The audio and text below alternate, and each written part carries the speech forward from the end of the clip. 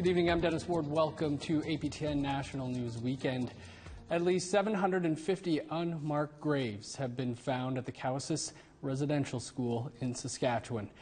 The discovery came soon after radar searches were conducted on the grounds earlier this month.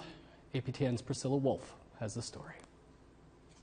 We started our radar penetrating research on June the 2nd, 21. As of yesterday, we have hit 751 unmarked graves. Cowess's First Nation Chief Cadmus Delorme says the graves belong to children connected to the Marieval Indian Residential School that operated in the community from 1899 to 1997. This is not a mass grave site. These are unmarked graves. The graveyard was run by the church until 1970, until it became a community cemetery taken over by the First Nation. Chief Delorme says they plan to search and put names or at least headstones for each unmarked grave. We didn't remove these headstones. Removing headstones is a crime in this country. And we are treating this like a crime scene at the moment.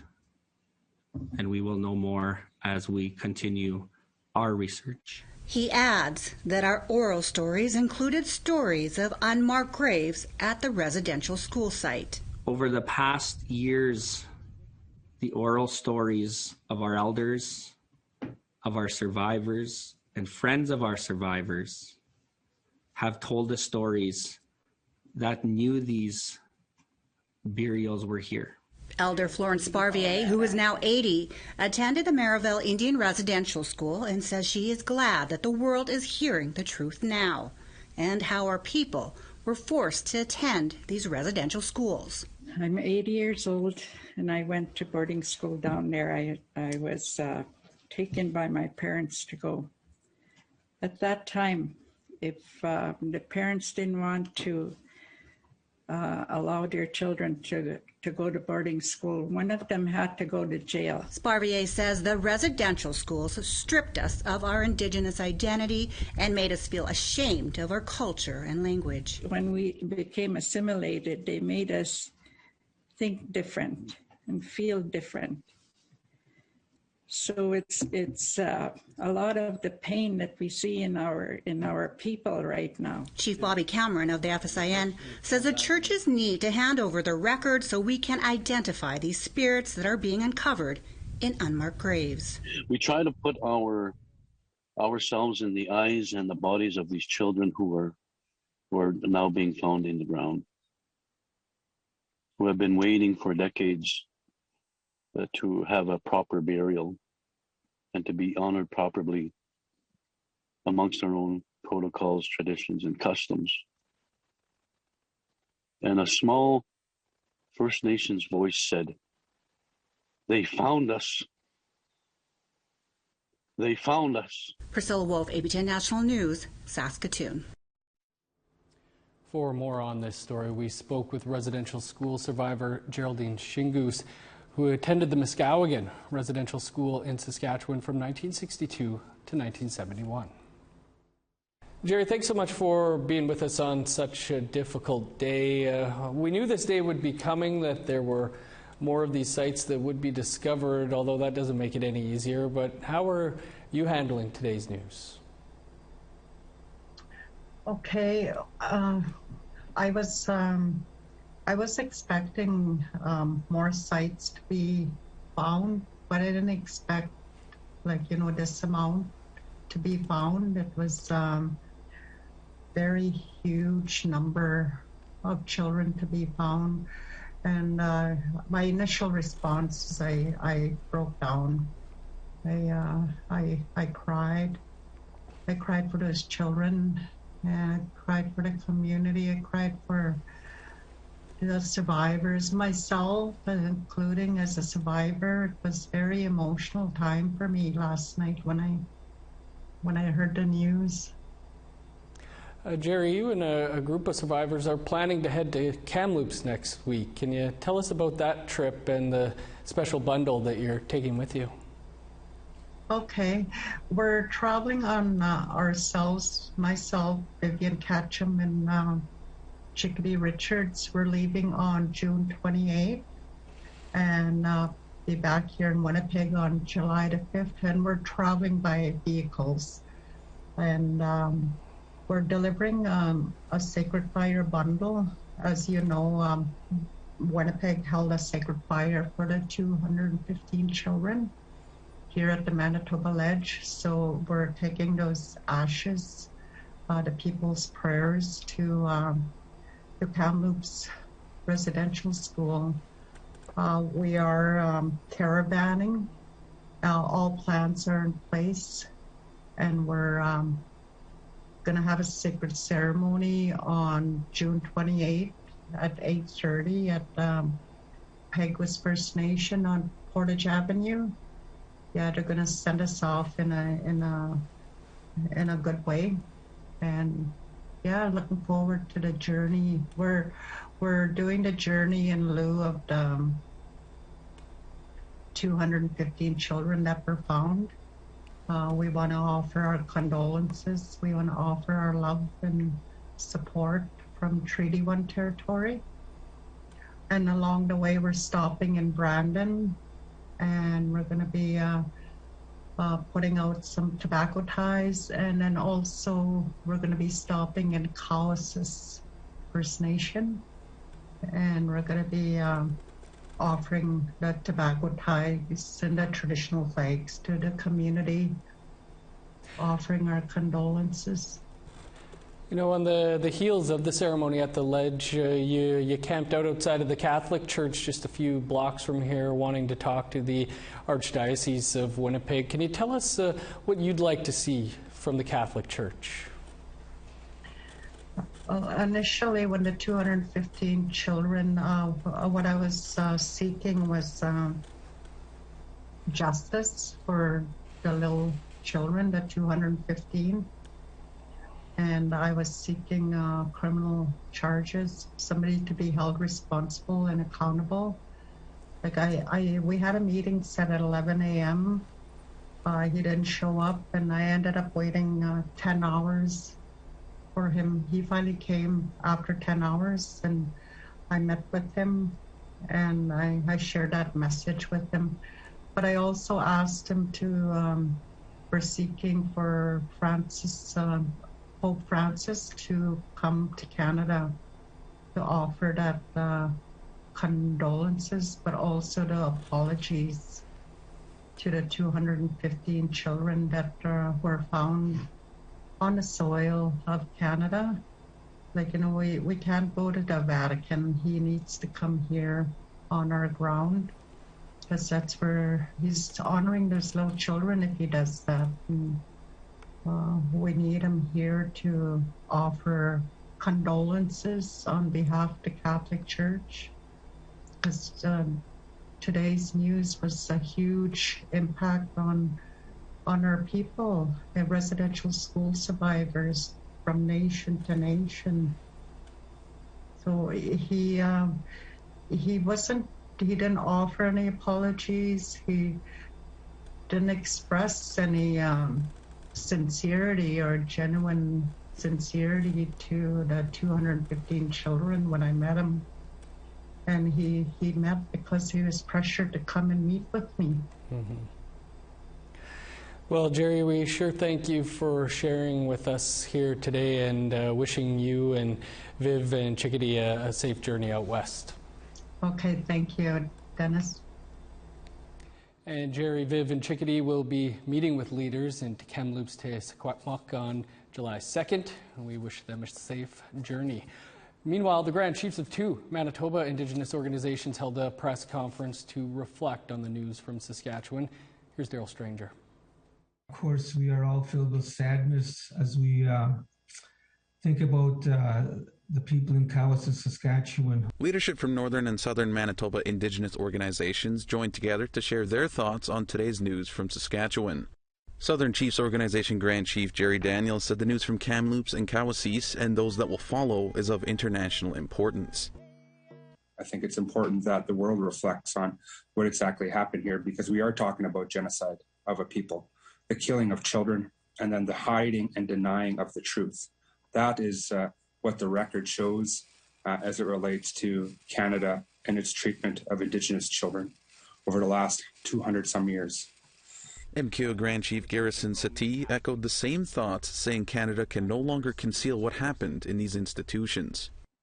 Canada can no longer hide the hidden truth.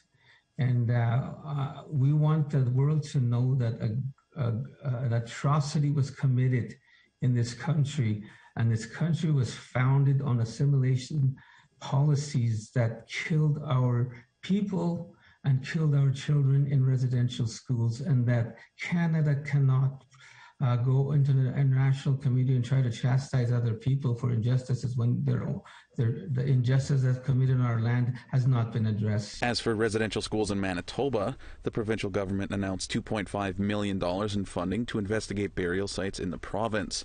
Daniel said the exact use of that money has yet to be determined, but families need to take the lead. We haven't had a discussion yet with the province on exactly how we think that those funds should be utilized, although we're taking the same approach again as I stated earlier, with the families sort of taking the lead, getting a bit of background on all of the residential schools. I think we had about 9 in southern Manitoba, and so we want to be able to get an idea of how many of our citizens had attended there and what records we do have. Both Satie and Daniel said work will continue with families and First Nations to locate and find those lost loved ones, and that the work and healing needed is only just beginning. Daryl Stranger, APTN National News, Winnipeg. Meanwhile, in British Columbia, 2 Catholic churches on Indigenous land burnt to the ground on National Indigenous Peoples Day. RCMP say the fires are considered suspicious and an investigation is ongoing. APTN's Lee Wilson has more. According to Osoyoos RCMP, in the early morning of Indigenous Day, an RCMP officer in Penticton, BC, spotted a fire at Sacred Heart Church. He went to check if anyone was in the building and found the door open and the church in flames. He saw fire coming from the steeple of the Sacred Heart Church, and because of that made his way there. He found a rear door open. He tried to enter the building just in case someone was inside, and yelled inside a few times, didn't hear anyone, and unfortunately the flames were too intense. The officer called the fire department, but the church burnt to the ground. A few hours later, RCMP got a call from the fire department of another Catholic church in the area on fire. The St. Gregory Church in Oliver also burned to the ground.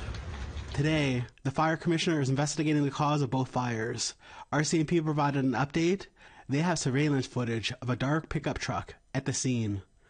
It is being sent to a video analyst for enhancement. It shows a dark-colored pickup truck showing up to the Sacred Heart Church just prior to the fire and leaving just prior to the fire starting. The video at this point is not clear enough to say what make or model the vehicle is, other than it's just a dark pickup truck. The church burnings happened just a month after the discovery of children's graves at the Kamloops Residential School. But Osoyoos RCMP said they don't want to speculate on the motive without more information. We have to find out whether these are arsons. They're certainly suspicious. The fact that we had 2 churches on BAM land within a very short time burned to the ground, both of them being Catholic churches. So, that's it could be a coincidence, but it certainly raises some suspicions. The RCMP is liaising with Penticton and Osoyoos Indian bands, the 2 First Nations where the fires occurred. They are looking for more information from anyone who may have seen a person or a vehicle in that area. But we would certainly like to speak to anyone that may have seen someone around either of those churches in the early hours of June 21st or late hours of June 20th. We have reached out to both First Nations where the fires occurred, but did not hear back before airtime. Lee Wilson, APTN National News, Kitimat. We need to step aside for a quick break, but stick around. There's more to come.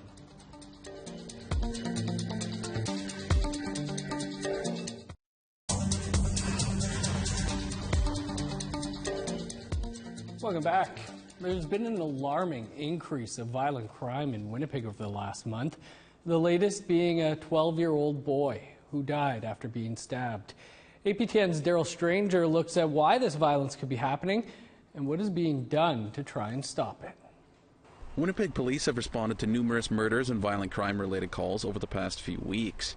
There have been 11 people killed since mid-May, and this month there have been 4 killings in a 5-day period, the latest being a 12-year-old boy who was stabbed during an altercation by a 19-year-old woman. Kelly Gorkoff is the department chair at the University of Winnipeg's Criminal Justice Department.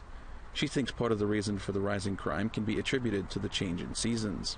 Generally speaking, crime increases in the summer months, and so that's just more of a generalization, sort of across the board.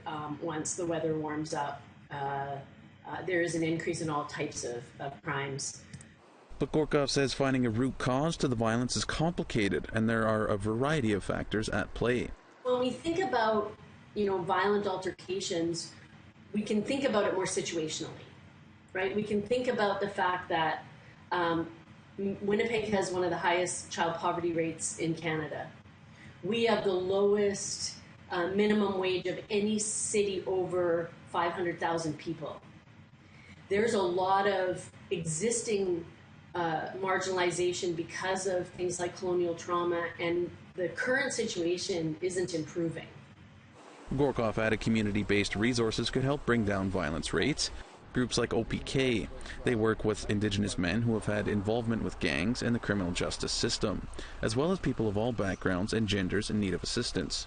The message is like, a lot of our people, we suffer from lateral violence, where a lot of the violence that happens comes from our own people. And I'm talking about Indigenous people.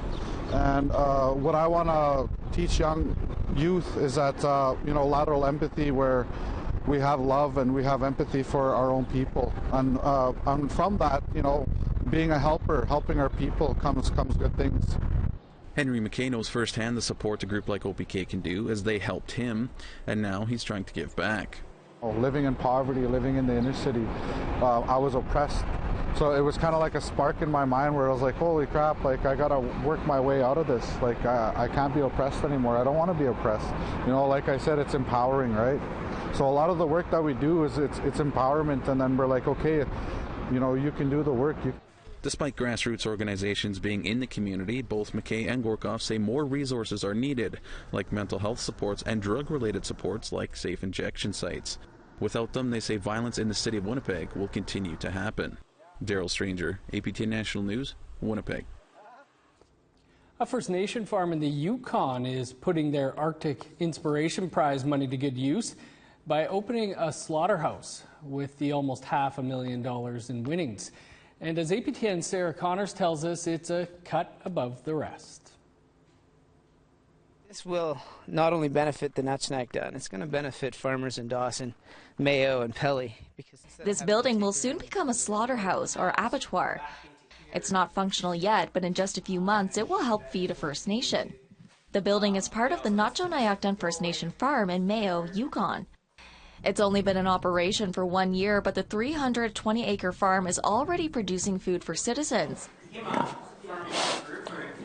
like raising pigs for pork, growing vegetables, and getting meat, fur, and hides from these rabbits. Food has been distributed to elders for free and will eventually be available to all citizens for a small fee. So we've got 185 birds there, mixed birds. Farm contractor Sonny Gray says the farm will build a food sovereignty hub for Nutschnack citizens. The concept is a bit of a permaculture model, holistic approach to integrating, the First Nations traditional culture and also some traditional farming methods. Gray's company, North Star Agriculture, will spend a few more years here getting the farm off the ground. Then it will be run entirely by the nation. Chief Simon Mervyn says it's getting harder to rely on traditional foods, and the farm was founded as a source of food security. With the idea of preserving our natural resources like the moose and all those issues, because 20 years from now it's going to be depleted to the extent we're not dependable. Oh my God, I can't believe we won. And more is coming. In February, the farm won the $485,000 Arctic Inspiration Prize, one of the biggest prizes available. Gray says the money will be used to expand operations, like the abattoir, which has been out of operation for decades. The farm may also be used as a healing space and offering for trades training and livestock management, even a commercial kitchen that could allow Natchonayak entrepreneurs to flourish. We would have all of the knowledge when it comes to labeling and everything else. We could do a couple batches, try it out, put it in the grocery store, see if it takes off. Chief Mervyn says the farm has got other Northern First Nations interested in starting their own. Our brothers and sisters up north, and they're all feeling the same pressures that we're facing. In a place where food systems are fragile, Gray says First Nations are taking charge and making sure no one goes hungry. I'd say the people that are best equipped to potentially be food sovereign, truly food sovereign, is the First Nation. They have micro-governments. They can create their own legislation. If anyone was going to do it and do it right, it would be the First Nations. Sarah Connors, APTN National News, near Mayo. Wish we saw more of Sarah's Ninja Turtles shirt. Time for one more quick break, and then we're going to check in on the Calgary Stampede. Stick around.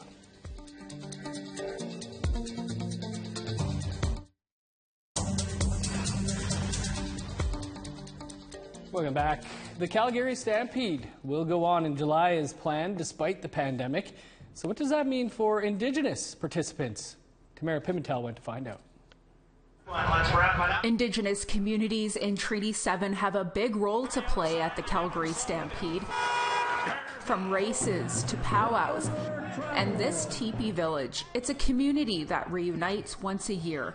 And this year is no exception, as the province announced the show will go on. However, events will be limited. From the Tsuut'ina Nation, Violet McGuinness is an intergenerational teepee owner and a part of the Stampede's First Nation Events Committee. She says the village is an opportunity for guests to tour teepees and ask questions, but only 20 out of 26 teepees will be on display this year. With many owners being elderly, some decided to take a step back. We're stepping up the sanitizing of the camp. We split the teepee into two groups.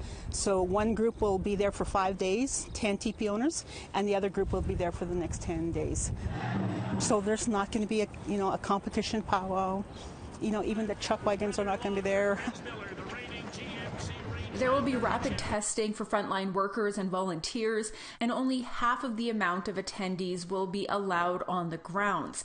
As workers prepare for this year's show, McGuinness says nothing will stand in the way of keeping this tradition alive. Her family's teepee has been a part of this village since 1912, when the surrounding First Nations were asked to participate. And a lot of our people weren't allowed to even leave the reserves, and without permit system, you couldn't practice your culture, you couldn't do your dancing, you couldn't do your ceremony. So everything was basically forbidden. We get involved because we want to honor our families, and our families persevered. They were involved with the Stampede all these years. Attendees can watch dancing demonstrations and visit the village in small groups from July 9th to the 18th. Tamara Pimentel, APTN National News, Calgary. That's all the time we have for your APTN National News for this weekend. For news anytime, visit our website, aptnnews.ca. I'm Dennis Ward. Thanks for being with us. Enjoy the rest of your weekend.